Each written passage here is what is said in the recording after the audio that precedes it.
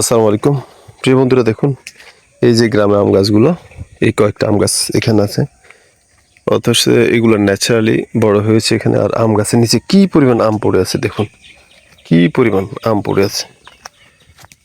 যারা উত্তরবঙ্গে, বিশেষ করে রাজশাহীতে, চাঁপাইনবাবগঞ্জ, রাজশাহী এবং নওগাঁতে আমরা চাষ করে থাকেন, তারা তো কমার্শিয়ালি চাষ করেন, সেখানে যত্ন নিয়ে থাকেন।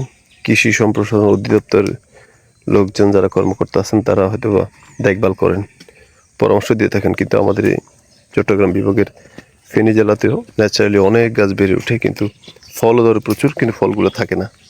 দেখুন অসংখ্য আম গাছ গাছের নিচে পড়ে আছে, দেখুন কি পরিমাণ আম। আর গাছের মধ্যেও আছে আম, তবে তবে অধিকাংশ আম ঝরে যায় পাকার আগে, ম্যাচিউর হওয়ার আগে। দেখুন কি পরিমাণ আম।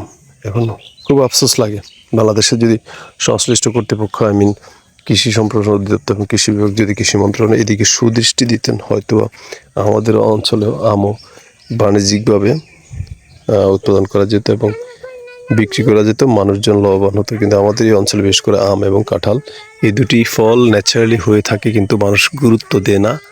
তাই শুধু খাওয়ার জন্য যেগুলো পায় সেগুলা খেয়ে নিয়ে আর বাকিগুলো ঝরে যায়। এই যে দেখুন কি পরিমাণ আম ঝরে গেছে।